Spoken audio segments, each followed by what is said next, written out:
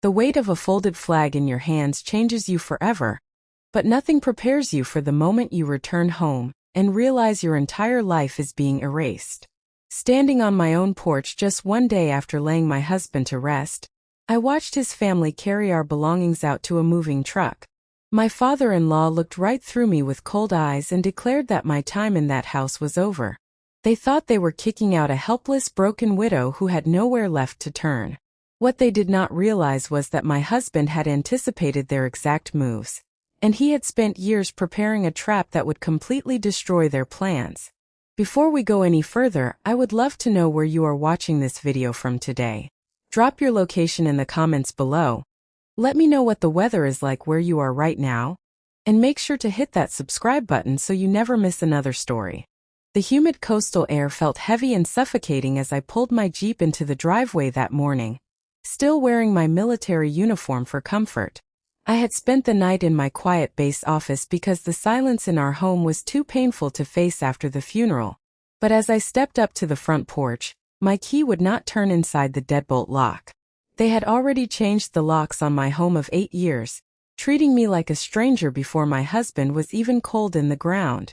When my brother-in-law finally opened the door with an annoyed look on his face, I stepped inside to find total chaos. Boxes were stacked high in the hallway, and my father-in-law, Arthur, was walking around with a notepad while directing hired movers. My mother-in-law, Beatrice, was casually removing my military medals from the wall and dropping them into a trash bin. She smiled at me with fake sweetness and said they only needed to keep memories of their son, not the soldier who held him back. Arthur stepped toward me with a hardened expression, removing a cigar from his mouth to inform me that I had 2 hours to pack my clothes. He explained that bloodlines were all that mattered to their family, and an outsider like me had no right to inherit their family property. I did not scream, throw a fit, or cry in front of them because my military training taught me to remain calm during an ambush. Instead, I stood against the wall in complete silence, cataloging their greed while observing every single piece of property they were trying to steal. Their cruelty was nothing new to me because from the very first day I met them 8 years ago, they made it clear I was not welcome. During our first formal dinner together, Beatrice questioned my background with subtle insults, making sharp comments about my working-class roots in Ohio. They treated my career as a loud inconvenience, constantly reminding my husband that marrying a female military officer was a mistake. They saw me as an unstable variable, while my husband saw me as his entire world and his safest shelter. My husband, Nathan, was always my greatest protector, comforting me after every passive-aggressive comment his parents threw my way. A few months before he fell ill, we overheard his family secretly plotting at a relative wedding reception. They were discussing how easy it would be to evict me and seize his veterinary clinic the moment he passed away. When I reported their words to Nathan in our car later that night, he did not panic or deny the truth. His eyes turned ice cold, and he told me it was time to draw up a battle plan. That very night, Nathan sat me down at our kitchen table and opened a hidden leather briefcase he had kept locked away. He revealed that for 7 long years, he had been working with a legendary estate attorney named Charles to build an unbreakable fortress around me. Nathan had silently restructured all our property deeds into joint ownership with right of survivorship, meaning everything automatically transferred to me the second he passed away. His family was walking into a legal minefield, and they had no idea what was waiting for them. When Nathan was diagnosed with terminal cancer 6 weeks later, our hypothetical battle plan became a race against time. During his final months, his family visited our home under the guise of grieving relatives, but their eyes constantly scanned the room to appraise our furniture. Nathan remained sharp until his final days, adding a strict no-contest clause to his ironclad will. He told me that anyone who attempted to fight me in court would be completely disinherited, forfeiting every single dime they hoped to receive. Standing in the driveway the morning after the funeral, I called Charles and informed him that the threat was active at our residence.